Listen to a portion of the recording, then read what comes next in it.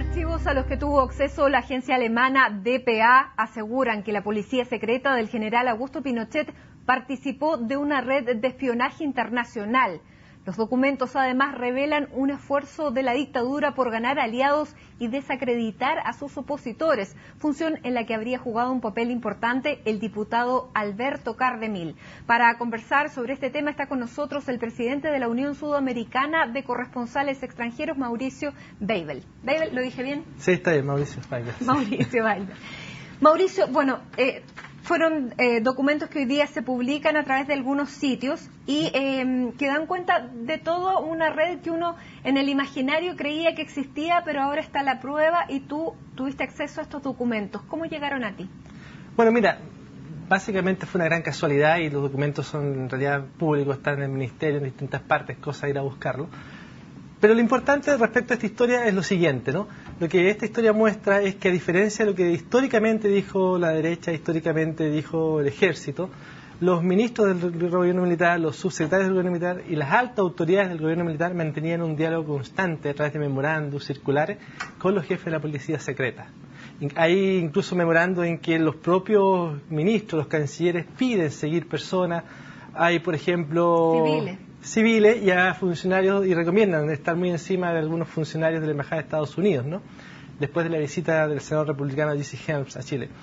Hay también un archivo en que Pinochet, de su puño y letra, o no de su puño y letra, pero a través de, por poder, digamos, pide el arresto, que se mantenga arrestada la ciudadana Evelyn Soledad Jones Rittmuller, ¿ya? Hay archivos también en que se denota, ya que está publicado en el artículo que escribí, que se lo diría, bueno, básicamente en todo el mundo, que el Ministerio de Relaciones Exteriores le pide a la DINA, a la CNI, que por favor le entregue el Plan Cóndor, que era la operación, el plan con el cual las policías secretas se coordinaban.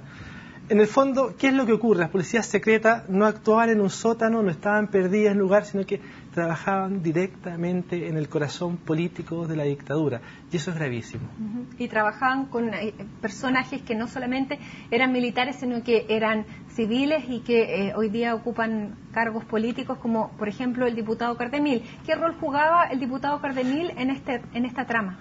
El diputado Cardemil mantuvo y mantenía, al igual que todo el resto de los altos funcionarios públicos, relaciones de cercanía con los equipos de inteligencia, ¿no?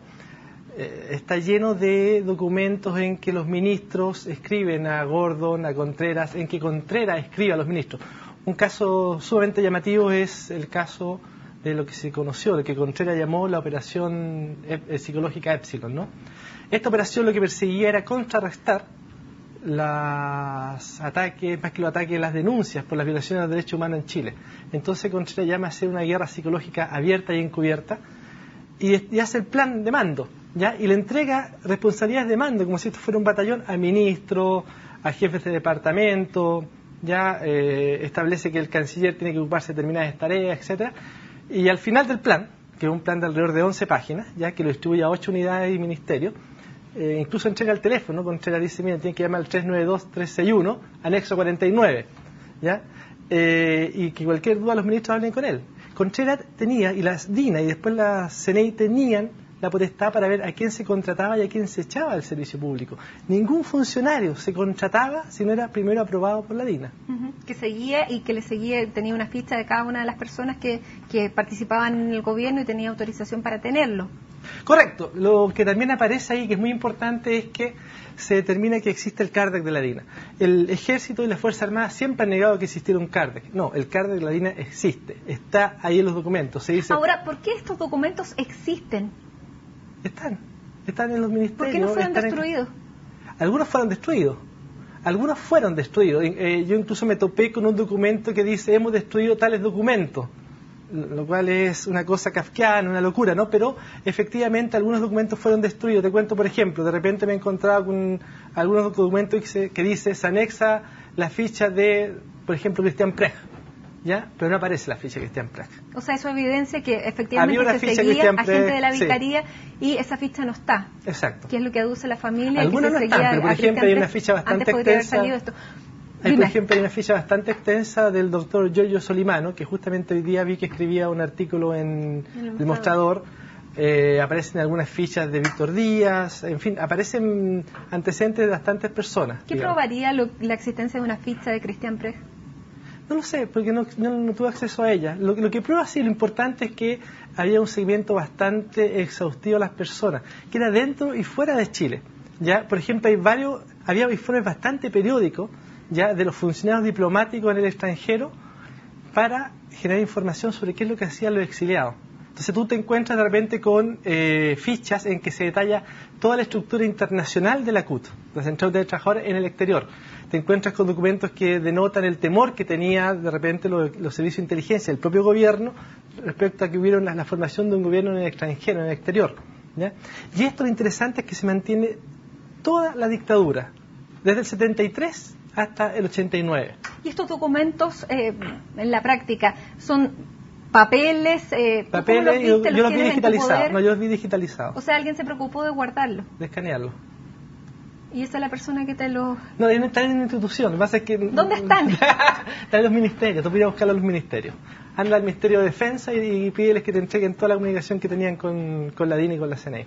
¿Están en los ministerios? Sí, yo imagino que el ministro alemán, que querrá ser presidente, tendrá que tener toda la transparencia del mundo. Toda esa información está en los ministerios. ¿Se puede ir a...? Tú puedes ir y cualquier ciudadano podría pedir. De hecho, cualquier... ¿Y tú por qué empezaste a seguir este tema? No, yo me topé de casualidad con el tema. Digamos, el próximo año se cumplen 40 años del golpe militar, entonces queríamos empezar a hacer un recuerdo, una exhibición sobre lo que fue el trabajo de la prensa internacional durante la dictadura, ¿no? Que jugó un papel bastante importante en el sentido de revelar cosas en esos años que la prensa nacional no hacía.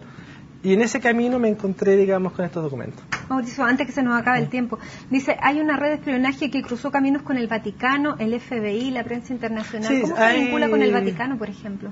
Bueno, hay unos documentos ya donde ellos hablan de los contactos y de intenciones de la Nunciatura en los años 86, 87, 88. Mientras era anuncio Angelo Sodano que en Chile. Claro, justamente de darle un giro distinto a la Iglesia Católica en Chile. Es decir, que la Iglesia Católica dejara de tener, como dicen estos documentos, una posición de oposición moderada, liderada por el cardenal Raúl Silva Enrique, o una posición solo eclesial al inicio de la democracia. Y eso es bastante interesante porque hay varios informes que se denominan informes de apreciación sociológica, donde están firmados por gente de la Armada, un capitán de navío Camacho y otro, donde básicamente se delinea cómo tiene que ser la transición. ¿Ya? Y se dice un par de cosas que son tremendas. Dice, se damos un par de cosas, pero que la institución quede. ¿Y eso fue lo que pasó? Eso es lo que pasó. Y se dice también, por ejemplo, podemos ser todo, pero no el principio de autoridad. La democracia tiene que ser tutelada. Eso se dice tal cual. ¿Cuáles eran los nexos con el FBI? Básicamente hay algunas cartas en que el FMI le agradece a Contreras su trabajo y su colaboración. Y también hay algunas cartas en que le pide Vietnam del Norte apoyo y solidaridad a Pinochet, por ejemplo, ¿no? ¿Cuál era el temor de que se tuviera una mala imagen internacional del gobierno? ¿Cuánto le preocupó? Me preocupó mucho. De forma periódica, constante, semanal, mensual, todo el tiempo, tú te encuentras, eso es muy repetitivo, pero muy repetitivo, te encuentras con documentos de Cancillería y del Ministerio del Interior solicitando información a la DINA de cuántos detenidos hay, a la DINA y al CENDET, que es el Servicio Nacional de Detenidos, ¿ya?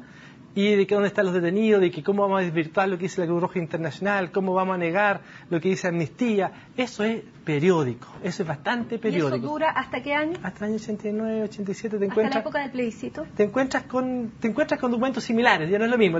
La parte más gruesa la encuentras hasta el año 78, 79. Pero después la coordinación, de hecho el año 86, 87, se forma, por impulso de la Cancillería de la dictadura, se forma un grupo interministerial donde está Agricultura, Hacienda, Salud, Interior, Presidencia, Gobierno y la CNI, ¿ya? Cuyo objetivo es coordinar la estrategia de defensa de Chile ante las denuncias por violación a los derechos humanos. O sea, hasta el final los ministros de la dictadura ya se coordinaron con la policía secreta para desvirtuar las acusaciones de violación a los derechos humanos que se cometían en Chile. Por lo tanto, eso es muy importante. Ellos sabían que esas violaciones se cometían.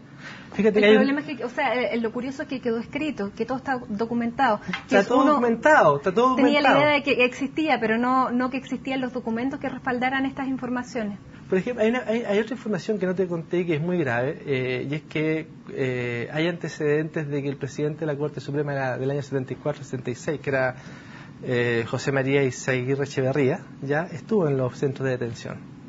Visitó 3-4 veces los centros de detención. Eso es gravísimo. Porque después negaban que no existía. Negaban, y ¿qué iba a decir de eso el actual presidente de la Corte Suprema, que fue parte de los consejos de guerra? Entonces hay una cantidad de información. Yo no he terminado de leerlo. Ni siquiera he podido leer todo. He leído una gran cantidad de elementos. Me enteré por ahí que hay unos colegas que estaban cerca también de encontrarse con estos archivos, entonces me apuré en sacarlo. ¿Y lo publicaste hoy día? Y lo publiqué hoy día, sigue la serie. ¿Dónde está hoy día? Los materiales. ¿Este documento, sí? ¿Ya está en todo el mundo?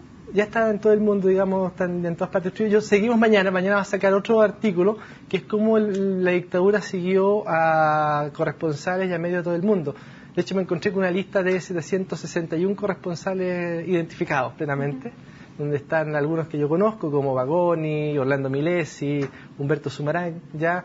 Está también Pierre Calfón, que es un periodista histórico francófono, que hizo un libro sobre Che, que estuvo en América Latina, que estuvo para el golpe en Chile. Está, en fin, 761. ¿Es verdad que había una preocupación por tema presupuestario para ganar el plebiscito?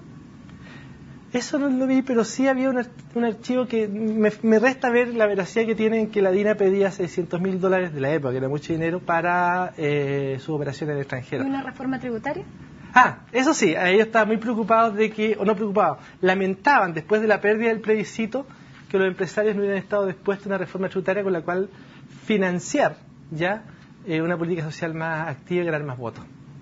Muchas gracias, Mauricio, por estar acá y por compartir con nosotros esta información que según tú es pública y que solo hay que buscarla. Anda a pedirla a la man, anda a pedirse la Hinspeter, a ver si la dan.